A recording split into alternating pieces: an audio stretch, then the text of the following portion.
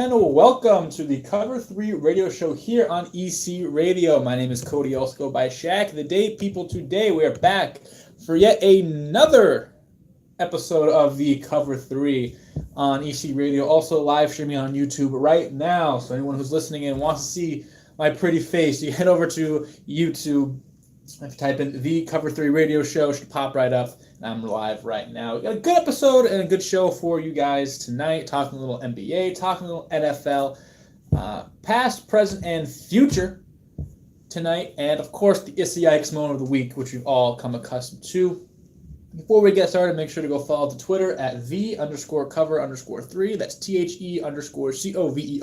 THE_COVER_the number 3. Surprised I have not said the letter 3. Any of these little home maintenance spiels. Also, go follow Celtics Pulse on the Pulse Podcast Network, which is an app which is free for all y'all to go download on your phone, iOS and Android. The Pulse Podcast Network, free. I believe it's going under some maintenance right now, so try again in like a week or so. Bunch of podcasts, all types of sports, entertainment, everything I do. I help with the Celtics one, so if you need more of me and you want to hear just strictly my NBA takes and the Celtics takes in general, make sure to go follow it there as well. So now that we got that all under control already, let's talk about the Celtics. The Celtics have a lot of issues. That is something that has been well documented throughout the season. Right now, they sit at about 38 and 20 something. Actually, let me see this right now. Celtics record, I believe it's 36. And I lied, 38 and 26. They sit in the 5th seed right now. You have 76ers, Indiana, Toronto, and Milwaukee ahead of them. Big game tonight against the Golden State Warriors tonight, which is going to be a big game. But there's a lot of stuff that's been going on with the Celtics. Some bad losses combined with a lot of media struggles. Is Kyrie staying? Is Kyrie not? A lot of underperformance by a lot of the players. Especially Terry Rozier, Marcus Morris as of late, Jaylen Brown and Gordon Hayward at the beginning of the season. It's been not the best of seasons. And even with all the talent, the big gripe with this team is last year they did so well. And last year they almost went to the finals with without Kyrie or Gordon Hayward. They had all their young guys, Tatum, Brown, Terry, Marcus, Al, leading them to a conference finals appearance through the Milwaukee Bucks, through the 76ers, and I mean through the 76ers, and almost past a LeBron-led Cleveland Cavaliers team, which, for my money, if you have Kyrie Irving on the floor for just 5 minutes, we are in the finals. Celtics are in the finals. And obviously, Boston sports is my forte, and those are my favorite teams: the Red Sox, Patriots, Bruins, Celtics. So I watch these teams religiously, and this team is just, there's always a sour taste in my mouth every game, whether it's a win, whether it's a loss. If you just look in the month of February, it's these last couple weeks, hard-fought win against the 76ers. 3-point win, and then a 8-point win against Detroit, who has had our number all season. Then a 1-point loss to Milwaukee, and then a 10-point loss to the Bulls, which basically was more than that. And then a blowout to the Raptors on national TV, and then a loss to the Blazers on national TV, and then a win against the Wizards, but then again another game against the Rockets where we just don't play well. And it's not that we're losing games, not like it's how we're losing these games. If we look back up a little bit further, the 9th of February, against the Clippers, we lose that game by 11. If I'm doing my math correctly. We had a 30-point lead in that game. Lakers, a loss against the Lakers as well by 1, which is a heartbreaker. Celtics have these spurts where they go on these runs and they beat these teams, like they beat the Nets, the Hornets, the Knicks, they beat the Thunder, which is a good team, and the Cavaliers, and then they have these games that they just don't win. And, there are some games where there should have been easy wins, and at least more convincing wins, and they're just not there. And even losses against the Magic team twice this year, Miami Heat team earlier on in the beginning of January. They're just this whole thing, and what does it come down to? I believe it comes down to inconsistent play. Where at the beginning of the season, Gordon Hayward, and even right now, he's still trying to get I don't blame anything on Gordon. He had a traumatic leg injury, and he's coming back. He didn't really have the necessary time. People always compare it to Paul George's year. If you look at Paul George, he had an entire off season, plus basically the entire season, and come back till April. That's, doing math, almost 12 months recovery time. Gordon hurt himself. Hurt himself in September last year, or October last year. Opening night, 5 minutes into the season. Didn't get to start doing things until after May when he had a second surgery. So he's only been playing basketball for now, but beginning of the season, only 3 months, a couple months. So he hasn't really had that time to really get better. And the numbers show that Gordon Hayward's averaging 15 points per game in the last month or so, doing a lot, shooting a lot better, driving a lot better, just being a lot better. He's starting to find out that, hey, I'm Gordon Hayward. And people, a lot of people think that Gordon wasn't good. Gordon was pretty darn good before he got hurt. He was averaging 20 points per game, averaging 5 or 6 assists, 5 or 4 rebounds, in the 4 to 6 ranges on his rebounds and assist numbers. He was running offenses. He was on one of the slowest paced teams, if not the slowest paced team in the NBA when he was on the Jazz. They like to grind it out, sort of like a Memphis Grizzlies style of play, and that's just what it is.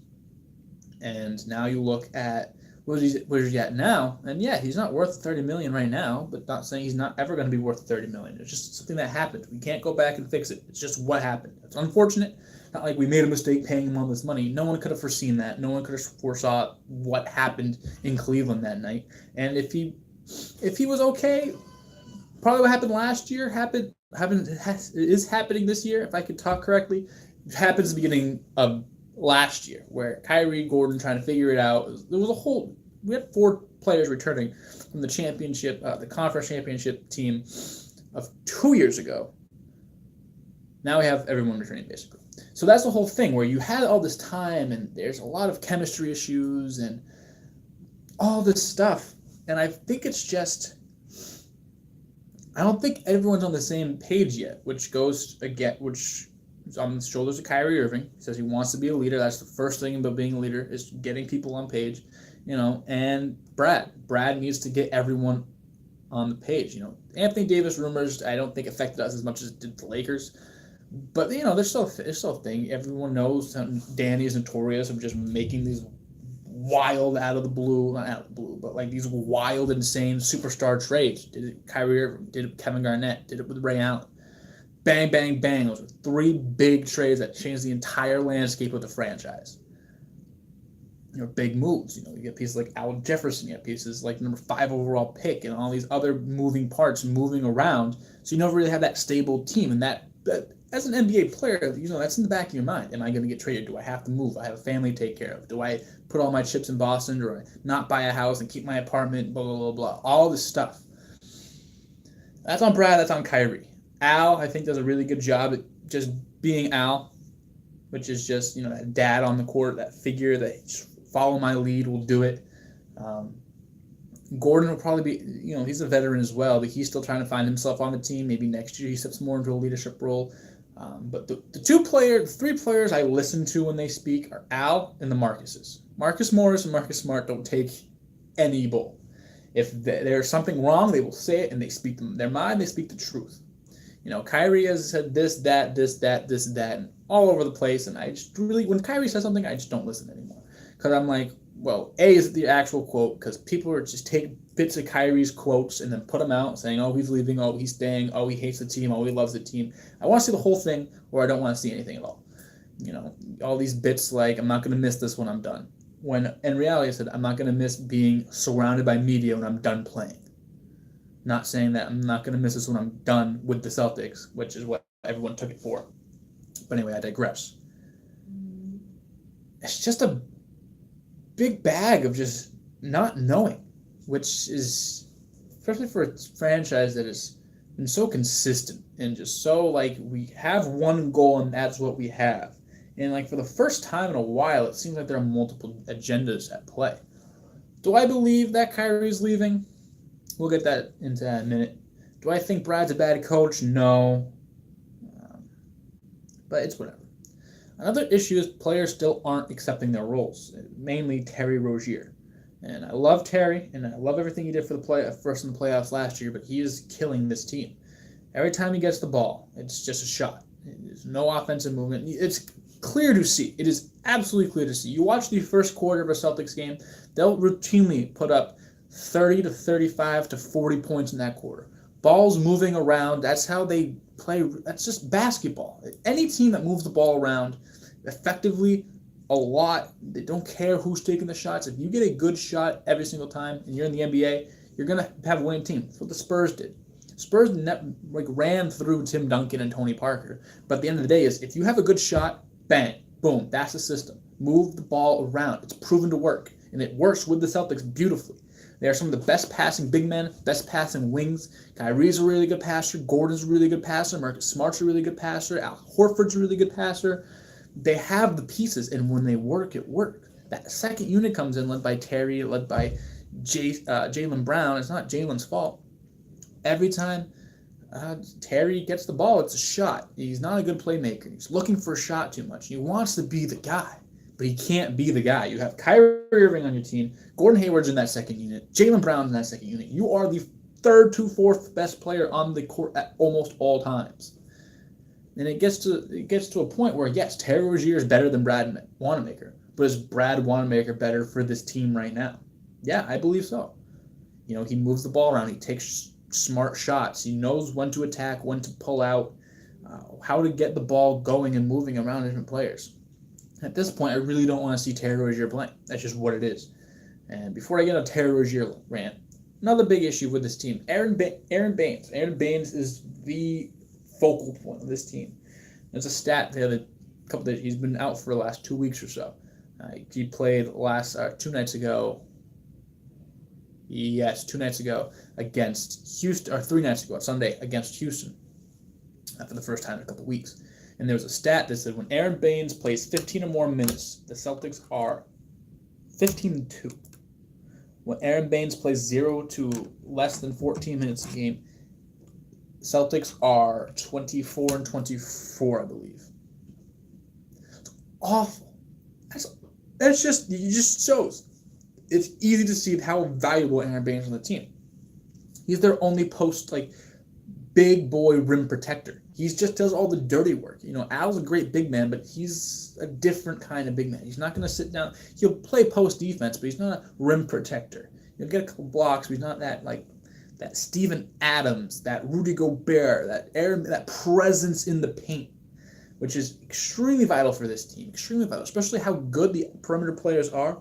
If you have the perimeter players being locked up by Marcus, by Jaylen, and then they get into the paint somehow, and they have to meet Aaron Baines, it's going to make them want to settle. And that's wins for Marcus, that's wins for Jaylen, that's wins for Tatum, that's wins for Morris, that's wins for everybody who's playing on that perimeter. Kyrie as well, Terry as well. But not having Baines in there, it's like there's no presence. There's no harm in attacking the rim. Just isn't. And it shows that Baines only has to play 15 minutes a game to be extremely successful. So not like we have to play him 36 minutes a game and run him out. But anyway, is Kyrie Irving a threat to leave? I want to say no. I really want to say no. We gave up Isaiah Thomas for Kyrie, and I love Isaiah Thomas. And Isaiah Thomas has been historically just chewed up and spit out and given no respect. And I understand the move. I mean, it's a move. It was just a business move. It's what it was. Kyrie's a better player than Isaiah Thomas. As much as I love Isaiah and how much he did for the city, how much, sister dying and then putting up 50 points and then going to the Eastern Conference Finals, that's what it is. It's just what it is. I would have loved to keep Isaiah, but we got Kyrie Irving. It wasn't like we downgraded in the move. Isaiah's now been hurt. Now he's back finally, and I pray for him every day, and I hope he becomes the MVP caliber player that he was when he was in Boston. Is Kyrie Irving a threat to leave? I want to say no. He did say in August that he is planning on re-signing a long-term deal, max extension, with the Boston Celtics, which I would be obviously very happy for. Is he a threat to leave? Right now, I'd say it's a 60-40% chance he stays, 40% chance he dips. He can go to New York, he can go to the Clippers, he can go to Los Angeles Lakers, he can go a lot of places. He wants to be the man, which he has the opportunity to do here in Boston. Which of the other teams that he has the opportunity to be the man in, it is by far and away the best place for him to do so. If he goes, he can go to the Clippers and they can package him with DeMarcus Cousins, and boom, then he can lead that team, which might be a little more sexy and attractive. But right now, the Celtics are the best chance for him to do all his personal things he wants, as well as compete and win basketball games. Now, he could go to New York and be the face of New York, grew up in New York or in the New Jersey area. Obviously, he's in the movies now, and he's kind of a weird dude, to be honest with you. That's a good place. That's the place for him. But anyway, I don't think Kyrie is a... I think he is a threat to leave. I don't think it's a big threat to leave. Now, last little subject on the Celtics before we move on to the NFL. Lineup changes, which I think will help pay dividends. Marcus Morris and Marcus Smart. Refocus the camera. There we go. They came to the lineup about like the first month into the season, and that's when we went on a really, really big run in terms of wins. Started off the season with Gordon, Jalen, Jason, Al, and Kyrie. Moved Gordon and Jalen to the bench, put the Marcuses in, and it worked really, really well. As of late, Marcus Morris has fallen off a cliff a little bit, shooting under 30% from the three, under 35 or 40% from the field. Just hasn't been doing well. That's all it is. I think we plugged back Jaylen Brown in the lineup. I still think we keep Gordon on the bench, even though he is improving. I think having him run the second unit with Morris, with Terry, and with all the other guys, it's going to be fine. You have Kyrie, Jalen, Jason, Marcus Smart, and Al Horford. I think that's a good lineup. Jalen's playing exceptional in the last few months. Marcus Smart has been probably our best player all year, if you look at terms of defense, offense, importance to the team. Him and Kyrie have probably been our two best players all year. Tatum has been keeping solid, around 16, 17 points a game, doing his thing. Jalen, like I said, has been phenomenal in the last couple months of the season. Gordon, I think, just needs a little more time. Marcus, like I said, and Al's Al. I think that's a good lineup, and I think that's a lineup change that should be implemented tonight, to be fair. All right. Moving on. Upcoming NFL free agency is supposed to start very, very soon. I don't know if it's this week or next week, but quite soon. And I have a list of about 10 players, of the top players in the free agent pool, and where I believe they will end up. Now, we're going to start with Trey Flowers. Now, Trey Flowers was not tagged or re-signed by the New England Patriots. Pass rushers have been getting tagged like heck. Frank Clark, D. Ford, Jadeveon Clowney, all upwards of $15+ million a year. And the Patriots are notorious for not giving out those kinds of deals. Trey Flowers is 25, on the free agent market, ready to do some damage. Yeah, he goes to the Miami Dolphins. Brian Flores, the defensive coordinator of the team last year and a defensive assistant the last few years for the New England Patriots, now the head coach of the Miami Dolphins. And the Dolphins are interesting. They have a decent draft pick, number 13. I think there they address an offensive need or a different need other than pass rusher. I believe you bring in Trey Flowers, who's been one of the most consistent pass rushers and consistent players, and he just does his job. Double-digit sacks the last couple of years, does a really good job in run stoppage. He's been a very underrated pass rusher and very underrated defensive lineman. Low-key, one of the best defensive linemen in the National Football League, at least the last 2 years, since being a 4th-round pick out of Arkansas. No, he's at Arkansas, I believe 4th round. He was a great find by the Patriots, and it looks like another Patriots. He's good. He's going to get money somewhere else type of deal. I can see him going to Miami. There was other rumors. Detroit, though both those places make sense. The defensive coordinators of the Patriots the last 2 years have fled to those areas, Matt Patricia being the rookie head coach, now sophomore head coach of the Detroit Lions. But I think he goes to Miami because you put him in Miami, give him Brian Flores, reinvents that culture there in Miami. They are able to use their 13th selection. It's a very, very deep pass rusher class, so I believe that's a big reason why a lot of these pass rushers are only getting these 1-year deals, these small 1-year deals, not these long-term deals. So there you go.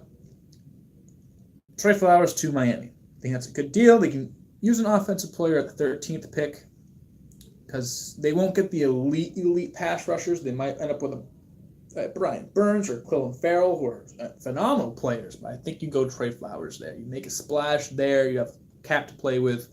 Tannehill's contract comes off the books soon. And then you can either get a quarterback now, next year, receiver this year, whatever you want to do this year, do it there. Earl Thomas, I have him going cliche to the Cowboys. Looking at, there's a very, very, very good safety class, and we'll talk about the names: Tyrann Mathieu, Adrian Amos, Landon Collins. Those are 3 other names we're going to be talking about. Also on the market, Eric Weddle, team like a player like HaHa Clinton-Dix as well is also on the open market. So there are some things that you can do with the safety market. And I believe Earl Thomas, who is coming off of a leg fracture, he will go to the Cowboys. Now, the Cowboys have been rumored for him for a little bit. They want to trade for him in the offseason. I think this is the perfect time to get him. He wants a big contract, and I don't blame him. He's been one of the best safeties the last 8-10 years. He's been an insane safety since he stepped into the league. Now he goes to the Cowboys. They get their safety. They bolster up their defense. They franchise tagged, DeMarcus Lawrence. So I believe Earl Thomas, cliche, goes to the Cowboys. Le'Veon Bell, the notorious holder-outer on the Pittsburgh Steelers, goes to the New York Jets. Now the Jets need to make a big splash. They have almost $70-80 million in cap space. They're going to be making moves. They've been rumored to be making a lot of moves. They have a 3rd overall pick this year as well, which I believe will be used on one of the star-studded defensive tackles or edge rushers in this class. Excuse me. They get a fantastic running back. Jets love to pound the rock to pair up with Sam Darnold. This is a good move. Le'Veon gets his money, his bag. He does not care about anything else, it seems, other than the money, which, whatever, do you. No fault from me. I'm not going to judge it. You're in the National Football League, and I'm at a private college in a room talking about you, so I think you won that deal right there. But anyway, Le'Veon Bell goes to the Jets. I think it just makes sense, a safety blanket for Sam Darnold. He can sort of ease him out. He showed a lot of signs that he's going to be a very, very good quarterback last year. A lot of signs that he was a rookie last year. So having that safety blanket, getting back to the Jet-style football where it's pound, and have a quarterback that can make plays on 3rd down, doesn't have to throw 30 times a game. That's good. They have a lot of needs, though. Defensively, I believe they're due through the draft, and this is a very, very draft-heavy, defense-heavy draft, especially among the defensive line. You address the need in the running game there. Bada bing, bada boom, and those dudes in the room. Now, Adrian Amos, I believe, stays with the Bears. Now, Adrian Amos and Eddie Jackson might be the best safety combination in the game. Adrian Amos is a good physical box safety, and you have Eddie Jackson in the back picking off everything. He's a playmaker. He's around the ball all times. Picks, forced fumbles, touchdowns, roll tide. He's my man. I can see they only have about $7 to $8 million in cap. They also have Bryce Callahan, who was a pretty good, I believe, a slot corner for them last year. So they have some decisions to make. But I feel like Amos obviously is the lower tier. I think a name value at least. You think of Tyrann Mathieu, you think of Earl Thomas, you think of Landon Collins, you think of Harrison Smith, you think of Eric Berry as like the best safeties. Amos is in that category. He's just not as well known. So he can go under the radar a little bit, maybe a little cheaper. Anyway, I believe he's too important for this team, how good they were defensively last year. You can always just try to do the old, get a cheaper version, hope it works. But I think you stay with Amos. I think you stay with Adrian Amos. He won't cost you like $400 million. You do have to pay Trubisky, I guess, in the upcoming years. Tariq Cohen and Jordan Howard also have contracts coming up as well. I'm not exactly sure about the wide receiver situation. Actually, they did that this year, so a lot of money is going in their wideouts. Obviously, Khalil Mack is eating up a good amount of cap. And there are other than Roquan Smith. They have a pretty good defense. I think you keep that around. I think you keep that culture, that good defensive backfield in Chicago for a few years. So I think Amos gets the Bears, stays with the Bears. Now, the 49ers are making a move. I think they get Landon Collins, and here's why. I was looking earlier, doing some research of what do teams need. So I saw this, who are the upcoming free agents? I'll probably predict where they're going to go. My thought process. Bring you into the mind of the creative genius that is Cody Shallow. So I'm sitting there, I'm like, that'll probably be a good topic for today's show. Doing research, all right, here are the top names, bang, bang, bang, bang, bang. Then I was doing research of what teams need. And I saw the 49ers, and they were saying linebacker. I was like, yeah, I get that. Reuben Foster's, obviously didn't pan out. He's gone, like domestic violence charges. They do have a need there. I'm hearing a lot of safety as well. And I was thinking about putting C.J. Mosley into them. That was what the website I was looking at. I believe it was sportsillustrated.com.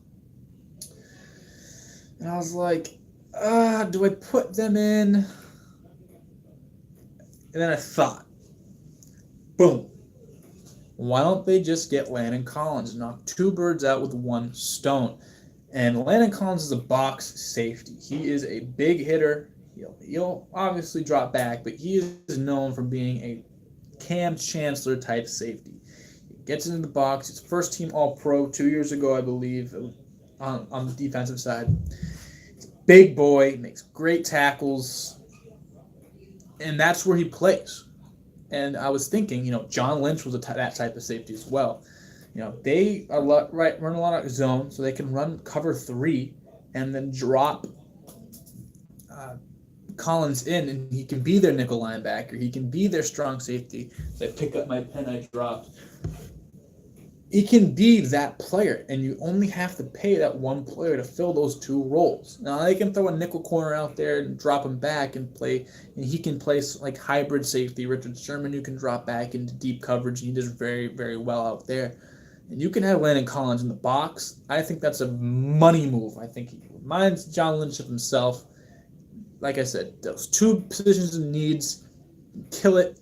You can still get your edge rusher in the draft, which they most likely will get, whether it be Josh Allen, Nick Bosa, Quentin Williams, Ed Oliver, whoever they just plug on that defensive line will do wonders for them. This draft class is insane for defensive linemen. Oh, I love it. But anyway, I believe Landon Collins to the 49ers makes a lot of sense. Now, Nick Foles will be the top quarterback option, and it's going to be the Jaguars. The Jaguars are already trying to get rid of Blake Bortles, clear up space, put Nick Foles there. I was on that train like a month or two ago when they were deciding whether to franchise tag or not, or what are they going to do with Nick Foles, or I was like, give him to the Jaguars. The Jaguars have a really, really good defense on paper. They didn't have that good of a year this year, but 2 years ago they were in the AFC Championship game. They have Leonard Fournette. They have Jalen Ramsey, Miles Jack, Calais Campbell. They have good. We're back. We are back. So anyway, they have all these good players. You just need the quarterback, and Blake Bortles is not it. Blake Bortles is not good. Not good. Put your volume up.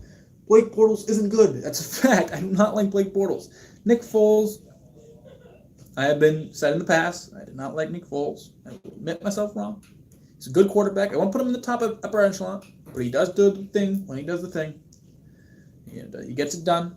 He's a good quarterback if you want to play for him. I'll put him in the top 20, top 15 quarterbacks in the league. That's all you need for the Jaguars. You run off your defense, you run off your run game, and you just have a quarterback that makes plays. That's all you need. And I think they're a contender again in the National Football League. I really, really do. It was surprising to see how poorly they did this year, especially how decent they did last year. But, again, it's Blake Bortles. I don't like Blake Bortles, whatever.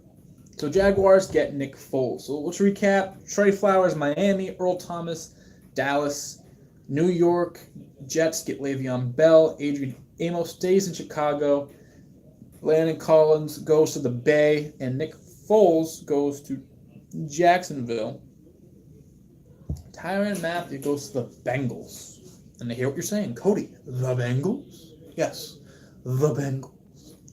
Now, Tyrann Mathieu is like that. I feel like he's going to be the last safety to go, and I feel like the Bengals are just going to throw money at him. This was more just like, pairing with J.C. Bates, who had a really good year last year. I think it's just golden. It was one of those things where it was more, the website told me that they needed.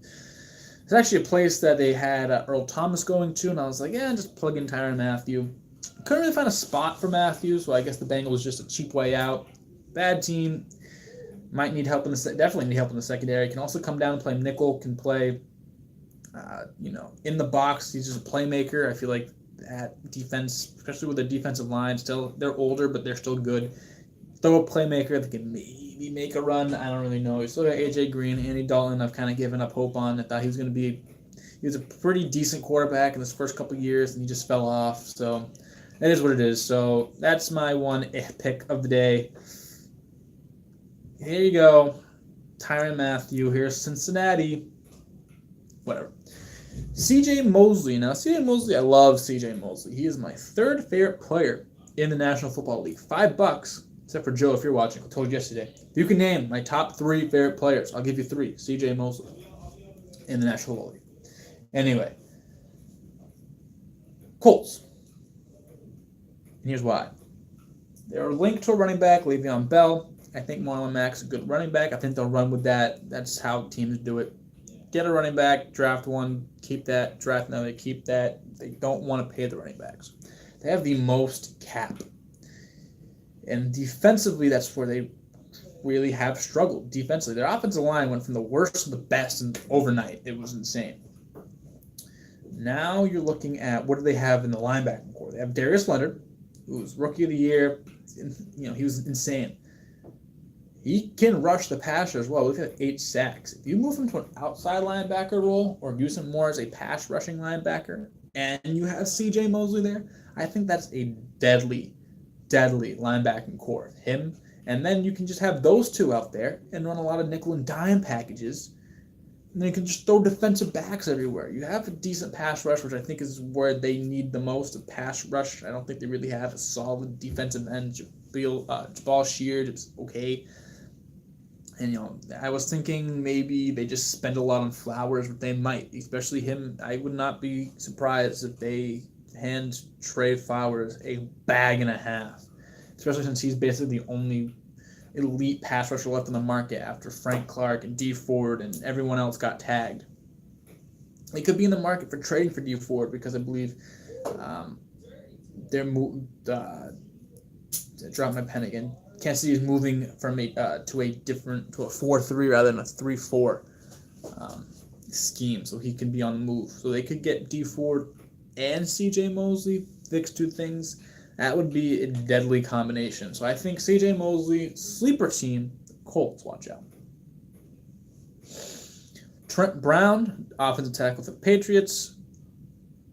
Arizona Cardinals. The Cardinals have a very bad offensive line.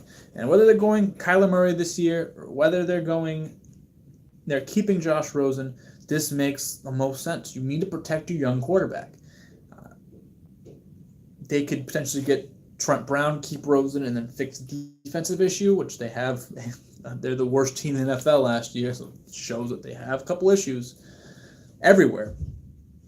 Or you draft Kyler Murray and you get an athletic left tackle to secure your number 1 overall pick. It's just a no-brainer, I think. Trent Brown's 25, tackle on the open market, who played pretty well with the Patriots last year. Well, I would not be surprised if the Patriots, the reason the Patriots try to let him go, they have as a win in the background. They use the first-round pick on him. They want to use him. I could see them bringing him back, maybe cutting Marcus Cannon, but he has a pretty big contract. I don't really know what they're. As a Patriots fan, I still have no clue what they're doing. You never know. You think the player is locked to stay, and they're not, and they are, and then they just win Super Bowls and leave, and you're just frustrated until Super Bowl time comes and you win another one. It's for those people who like crap on Patriots fans, it's a lot harder than you think. It is really a lot harder than you think. But anyway, back to real life. It just makes sense. It just makes sense. They've spent on the offensive line before. I don't see why they won't do it again. Trent Brown's 25. Has been in the NFC West before. He was with the 49ers before going to the Patriots. It just makes sense. Whether they get Kyler or they keep Rosen, you need someone to protect your young quarterback. It's just what it is. The Cardinals are going with the young quarterback no matter what. Especially one that's got sacked a lot in Rosen, who I don't think you should give up on. But whatever, Kyler Murray's Kyler Murray, which we might get into later because I'm not a big fan of what he did. But for that take, go to Twitter at @the_cover_3 to find out what I have to say about Kyler Murray and his decision to go to the NFL. But anyway, it just makes sense. It just makes sense. This is one of the easiest ones to pick. You just look, Cardinals' offensive line sucks. Trent Brown does not suck. Boom. They have a lot of cap to play with. Young quarterback. Just makes sense. Golden Tate goes to the Patriots. Now, the Patriots are always, it seems like they're always in the market for a veteran wide receiver. And Golden Tate has expressed his interest of just being on a winning team, a championship-level team. Pay Golden Tate. You don't have to pay him a lot. Probably like $5 million to $6 million, $7 million contract for a year or two. Good. Places Chris Hogan or Philip Dorsett, or whatever they're going to do in the wide receiver market. Give him to Brady. Brady gets a little another cushion.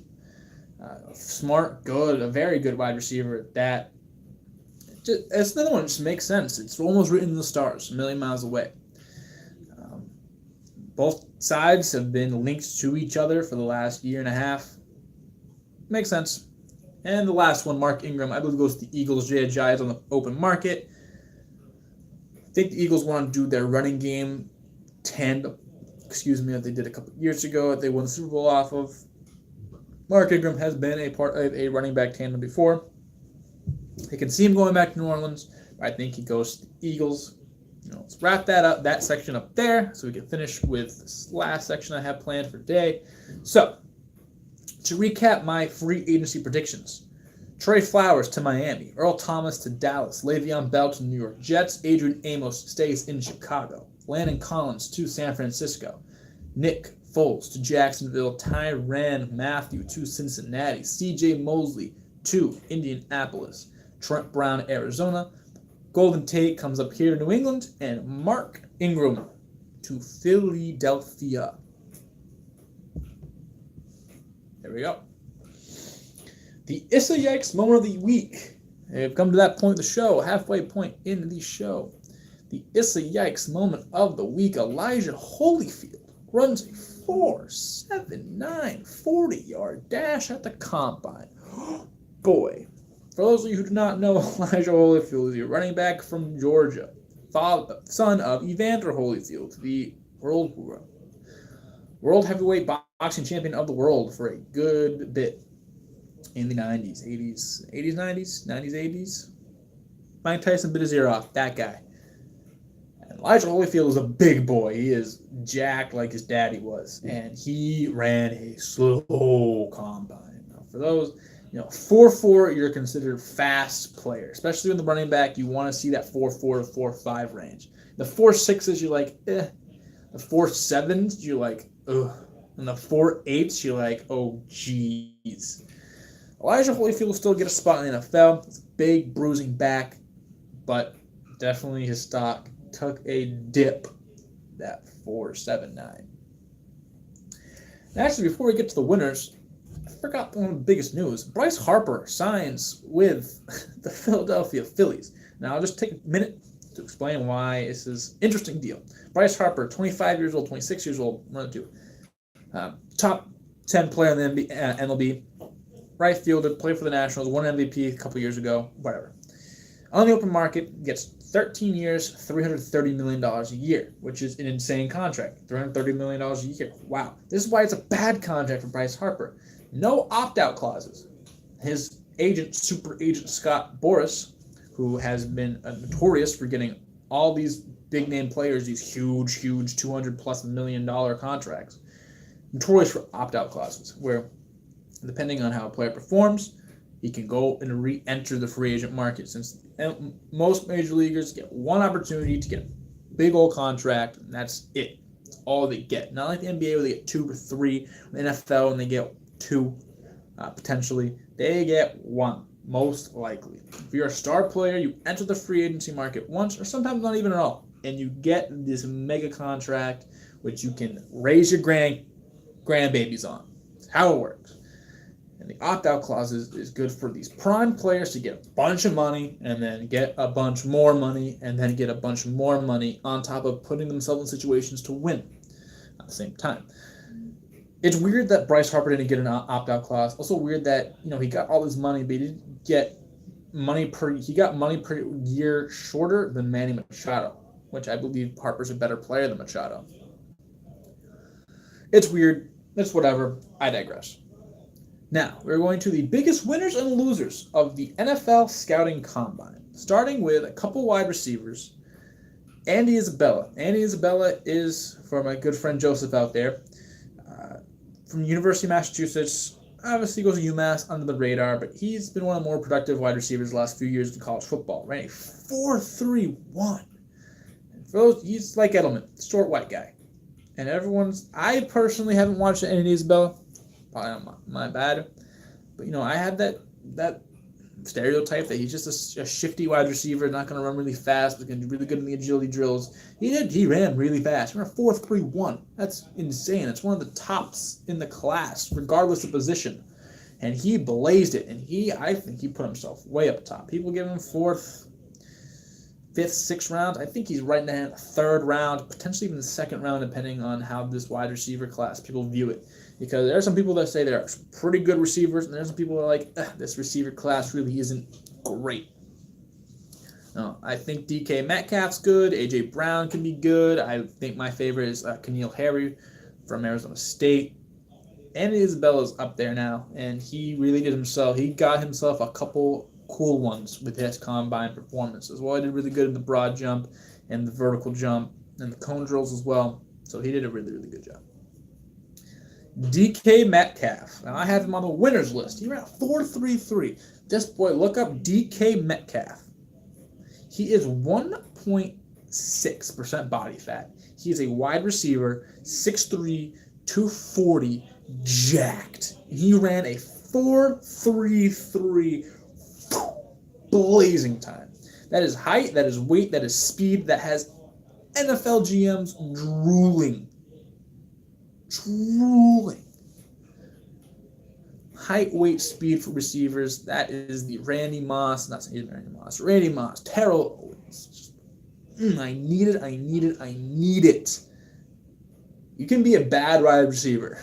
Like legit a bad wide receiver, which is what people are calling DK Metcalf. But if you're tall, if you're fast, and if you're a big boy, you have a solid body, you're going in the 2nd round at least. He put himself potentially to be a top 15 pick, where it was before, now it's like now. So he put himself in a really, really good position. But we'll go back to him a little later, and I'll tell you why. The entire defensive line class had themselves a day. Now listen to this. Montez Sweat, 6'6", 260-pound defensive end, ran a 4.4 flat. That's sneaking.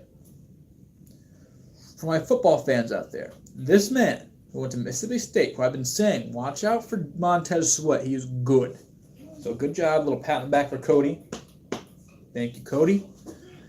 Ran a faster 40-yard time than notable players such as Devin Harris, Odell Beckham Jr., and Julio Jones. 3 wide receivers. Defensive linemen. Faster than wide receiver. Shattered the modern-day defensive lineman combine 40. Shattered. He's going to be a problem. Brian Burns as well. Lanky kid. Everyone's like, he's going to be too small. He's going to come in at like 220. He'll run fast and do well, but he's just too small. Comes in the combine 6'6", 250. Runs a 4.5 something in the 40. That was dominates the agility drills. He put himself up to potentially being a top 10 pick. I would not be surprised if like 6 or 7 of the first top 10 picks are all defensive linemen. That's how good this class is.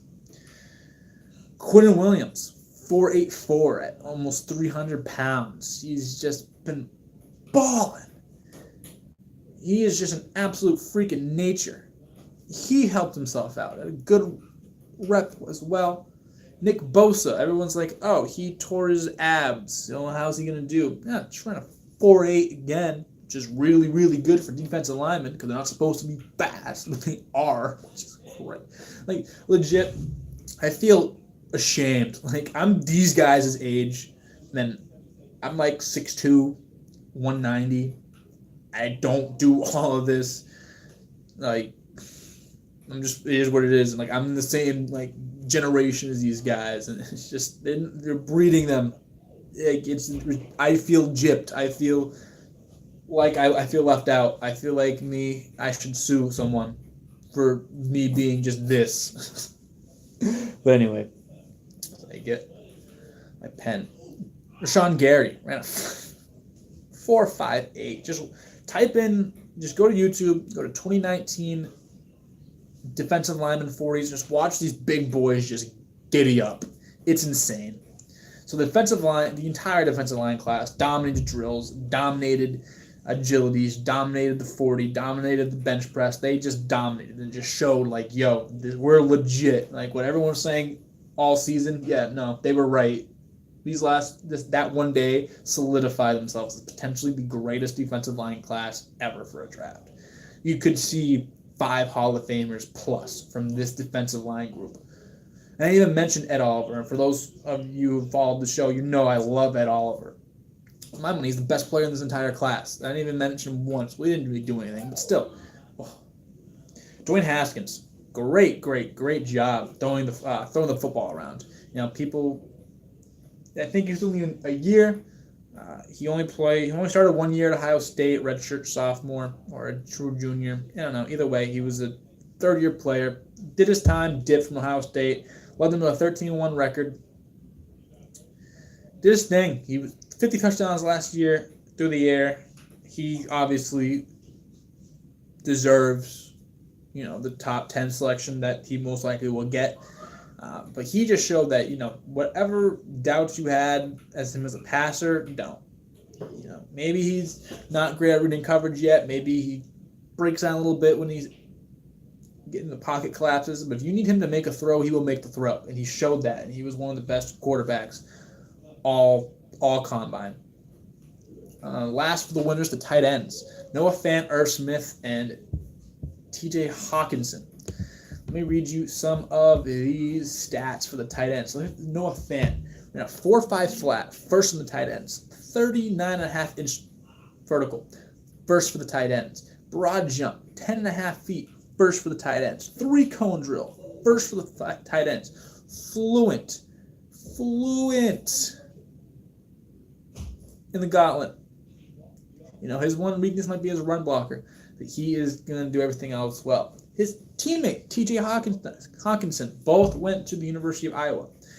His 40 was 4.7 flat, 7th for tight ends. All right. Broad jump, 37.5. Or vertical, 37.5. Second behind Fant. Broad jump, 10.2. Second behind Fant. 3-cone, 7.2. Second behind Fant. Plus, he's a bigger guy, sort of a Rob Gronkowski built. Plus, he can pass. He's a better blocker. He's insane. Irv Smith as well from Alabama. Ran fast as well.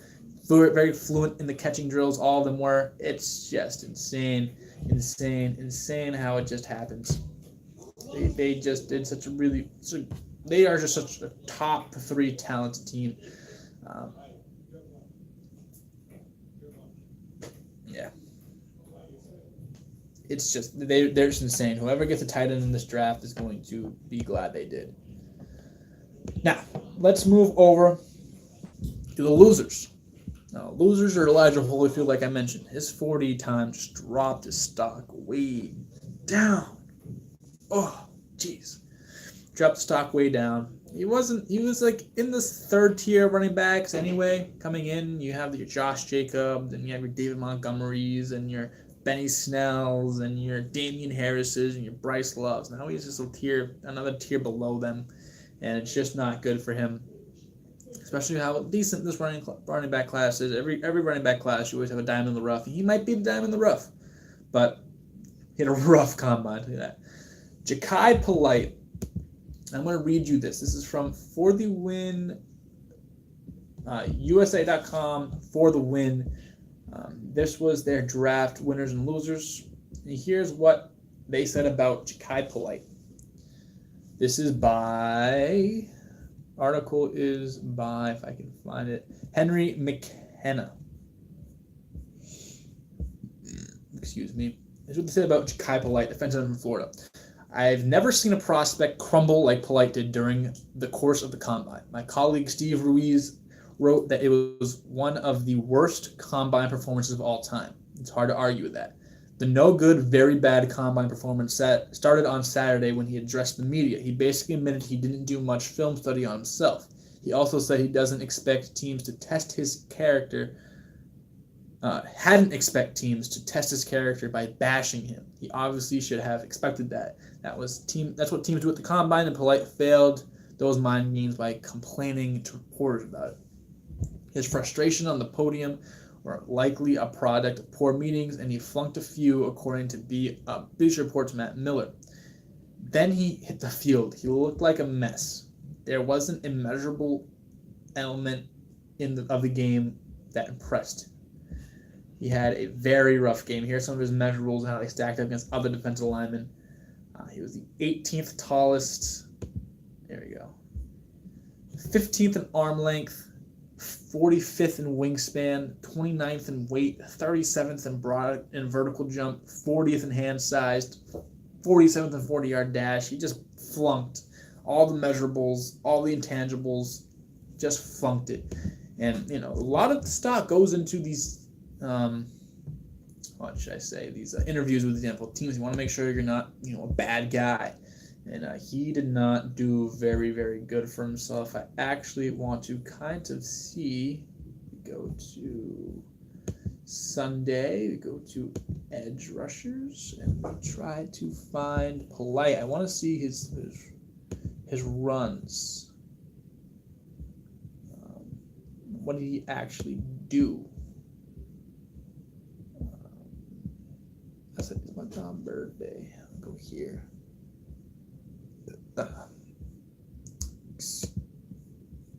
They don't even have him, so there you go. Anyway, Ja'Kai Polite, he did not do great. And here's an interesting one. DK Metcalf on the losers, and he was on the winners list. He won the combine in terms of that he's going to be drafted because of that. But he's he's not a good route runner. He really isn't. Watched him last few years. Ole Miss just doesn't have it. Also, his shuffle times and his agility drills were awful. And those agility drills are shown of how versatile a receiver can you be, can use these cuts well. And he's a big boy, so obviously he put on a lot of weight, ran really fast, straight. What happens if you do a slant? And you undercut, not good. So there we have it. Those are the winners, the losers of the NFL Combine, my predictions for the upcoming NFL free agency class, and why do the Celtics suck? Well, that was today's show. Before we leave, we like to do a 2-day in sports history. And for the Celtics fans, it's not going to get any better. Today, in 1993, Larry Bird undergoes his infamous back fusion surgery, which effectively ended his career. Moment of silence for Larry Bird's career. Anyway, thank you for tuning in to the Cover 3 tonight. We'll be back next week, the week after. No show because I will be on vacation. But next week, stay tuned as we're going to have Liam in. Remember, we had Liam in earlier this year. We're going to have Liam in. We're going to go over MLB preview. What do we think is going to win MVP, this, that, the other thing, standings, everything. So make sure to tune in the next week. I'm going to have my boy Liam on with me. Remember, check out the Twitter at the_cover_3 for all my takes and everything. Keep up to date with me throughout the week. I don't have time to put everything into the 1 hour show, so make sure you come by and see my other takes throughout the week. Pulse Sports Network. Yes, Pulse Sports Network. On your app store, on the Google Play Store, download it. It's free. If it's free, it's for me. You know how many dollars is free? Zero. None of it. You don't have to spend a single penny. Just tune in when I have dropped my podcast and look at other podcasts we have going out there. And with that, I would like to bid everyone a farewell and have a wonderful rest of your day.